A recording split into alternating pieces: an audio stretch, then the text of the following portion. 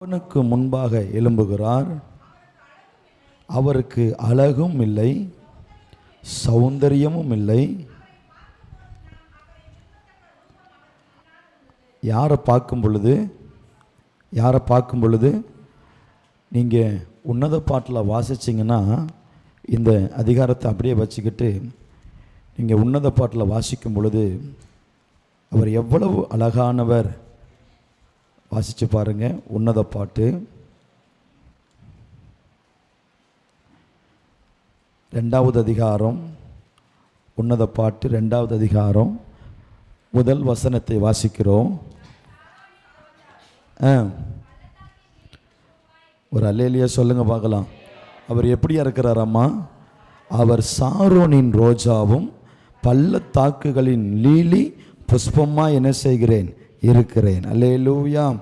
ஆமாம், சாரோனின் ரோஜா. அல்லேலூயா சொல்லுங்க. அல்லேலூயா. அவர் எப்படிப்பட்டவராக இருக்கிறாரு? சாரோனின் ரோஜா. 5வது அதிகாரம் 11வது வசனத்திலிருந்து நம்ம வாசிக்கிறோம்.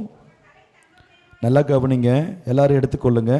அவர் தலை தங்கமயமாக இருக்கிறது, அவர் தலைமயிர் சுருள் சுருளாயும் காகத்தை போல் கருமையுமாய் என்ன செய்கிறது இருக்கிறது. அவருடைய கண்கள் தண்ணீர் நிறைந்த, அவருடைய கண்கள் புறா கண்களுக்கு ஒப்பானவைகளும் பாலில் கழுவைப்பட்டவைகளும், அவருடைய கன்னங்கள் கந்தவர்க்க பாத்திகளைப் போலவும், அவருடைய உதடுகள் லீலி புஷ்பங்களை போன்றது.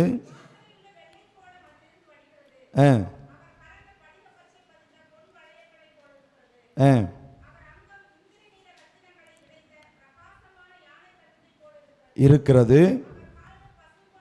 அவருடைய கால்கள் பசும் பொன் ஆதாரங்களின் மேல் நிற்கிற இருக்கிறது.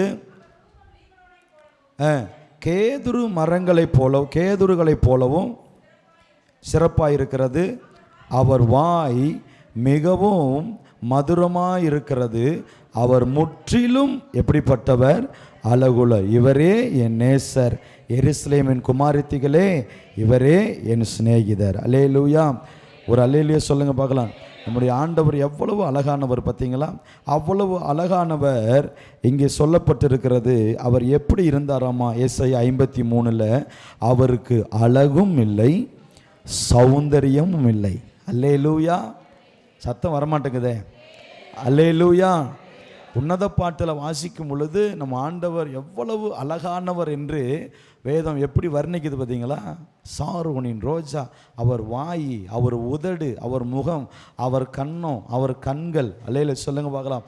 அவ்வளவு அழகானவர் என்று சொல்லப்படுகிற அந்த வார்த்தை இங்கே சொல்லப்படுகிறது. அவருக்கு அழகும் இல்லை, சௌந்தரியமும் இல்லை. அவரை பார்க்கும் பொழுது நாம் அவரை விரும்பத்தக்க ரூபம் அவருக்கு என்ன செய்தது?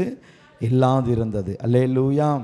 இயேசுவை பார்க்கும் பொழுது நம்ம விரும்பத்தக்க ரூபம் அவருக்கு இல்லாமல் இருந்துச்சாம். அப்படின்னா ஸ்தோத்திரம்.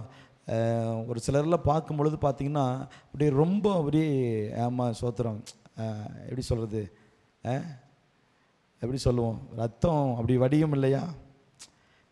கையில், காலில், சரீரத்தில், முகத்தில், இன்னும் சொல்லப்போனால் இங்கேருந்து ஒழுதுகிட்டே இருக்குது. அப்படின்னா ஒரு விரும்பத்தக்க ரூபம் அவருக்கு என்ன செய்யாமல் இருந்தது? இல்லாதிருந்தது. அல்லேலூயா. அவரை பார்க்கும் பொழுது நாம் அவரை விரும்பத்தக்க ரூபம் அவருக்கு இல்லாதிருந்தது. அவர் அசட்டை பண்ணப்பட்டவரும் மனுஷரால் புறக்கணிக்கப்பட்டவரும் துக்கம் நிறைந்தவரும் பாடு அனுபவிக்கிறமாயிருந்தார். அவரை விட்டு நம்முடைய முகங்களை மறைத்து கொண்டோம். மறுபடியும் சொல்கிறார் பாருங்களேன். அவர் என்ன செய்யப்பட்டாராமா? அவர் அசட்டை பண்ணப்பட்டார். அவரை எண்ணாமல் போனோம். மெய்யாகவே அவர் நம்முடைய பாடுகளை ஏற்றுக்கொண்டு நம்முடைய துக்கங்களை சுமந்தார். நாமோ அவர் தேவனால் அடிபட்டு வாதிக்கப்பட்டு சிறுமைப்பட்டவர் என்று எண்ணினோம். நம்முடைய மீறுதல்கள் நிமித்தம் அவர் காயப்பட்டு நம்முடைய அக்கிரங்கள் நிமித்தம் அவர் என்ன செய்யப்பட்டார்? நொறுக்கப்பட்டார். நமக்கு சமாதானத்தை உண்டு பண்ணும் ஆக்கினை அவர் மேல் வந்தது. அவருடைய தழும்புகளால் நாம் என்ன செய்கிறோம்? குணமாகிறோம். நாம் எல்லாரும் ஆடுகளைப் போல வழி தப்பி திரிந்தோம். அவனவன் தன் தன் வழியிலே போனோம். கர்த்தரோ நம் எல்லாருடைய அக்கிரமத்தையும் அவர் மேல் விழப்பண்ணினார். அவர் நெருக்கப்பட்டும் ஒடுக்கப்பட்டும் இருந்தார். ஆனாலும் நம்முடைய வாய் அவரை என்ன செய்யல? அவர் திறக்கவில்லை. அல்லேலூயா. ஆனாலும் தம்முடைய வாயை அவர் திறக்கவில்லை. அடிக்கப்படும்படி கொண்டு போகப்படுகிற ஒரு ஆட்டுக்குட்டியை போலவும் தன்னை மயிர் கத்திரிக்கிறவனுக்கு முன்பாக சத்தமிடாதிருக்கிற ஆட்டை போலவும் தம்முடைய வாயை அவர் திறவாதிருந்தார். ஒரு அல்லேலூயா சொல்லுங்க பார்க்கலாம். அல்லேலூயா சொல்லுங்க. அல்லேலூயா.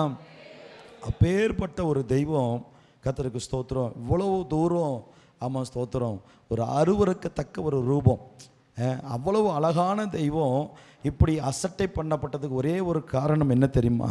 நம்முடைய மீறுதல்களின் நிமித்தம் அவர் காயப்பட்டு, நம்முடைய அக்கிரங்கள் நிமித்தம் நம்ம அவர் என்ன செய்யப்பட்டாராம்? நொறுக்கப்பட்டார். நமக்கு சமாதானத்தை உண்டு பண்ணும் ஆக்கினை அவர் மேல் வந்தது. அவருடைய தழும்புகளினாலே நம்ம என்ன செய்கிறோம்? குணமாகிறோம். அல்லேலூயா, அல்லேலூயா. இன்னைக்கு ஒரு விசேஷமான ஒரு ஞாயிறு. அல்லேலூயா. என்ன ஞாயிறு? என்ன ஞாயிறு? குருத்தோலை. அல்லேலூயா சொல்லுங்க பார்க்கலாம். அல்லேலூயா. அதனால் கொஞ்ச நேரம் நம்ம மனசார நம்ம ஆண்டவர் என்ன செய்ய போகிறோம்? அப்பேற்பட்ட ஒரு தெய்வம், ஆமாம், ஒரு அசட்டை பண்ணப்பட்டவராயும் மயிர் கத்திரிக்கிறவனுக்கு முன்பாக வாய் திறவாத ஆட்டுக்குட்டியை போலவும் அவர் இருந்ததுக்கு ஒரே ஒரு காரணம் என்ன தெரியுமா? நமக்கு சமாதானத்தை உண்டு பண்ண முடியாது. அல்லேலூயா. நம்முடைய மீறுதல் நிமித்தம் அவர் காயப்பட்டு, நம்முடைய அக்கிரமங்களின் நிமித்தம் அவர் நொறுக்கப்பட்டார். நமக்கு சமாதானத்தை உண்டு பண்ணும் ஆக்கினை அவர் மேல் என்ன செய்தது? வந்தது. அல்லேலூயா, அல்லேலூயா. அதை உணர்ந்து அதை அறிந்து நம்ம தொடர்ந்து ஒரு சில பாடல்களை பாடி நம்ம ஆண்டோடைய நாமத்தை என்ன செய்ய போகிறோம்? எல்லாத்துக்கும் தெரிந்த பாடல், யார்கிட்டையாவது அந்த லிரிக்ஸ் இருந்துச்சுன்னா எனக்கு கொடுங்க. கர்த்தர் உங்களை ஆசீர்வதிப்பார். எண்ணி எண்ணிப்பார், எண்ணி எண்ணிப்பார். பெர்க்மான்ஸுடைய பாடல், அவன் எபினேசர் செய்த நன்மைகளை. அல்லேலூயா சொல்லுங்க. அல்லேலூயா. எண்ணி எண்ணிப்பார், எண்ணிப்பார்.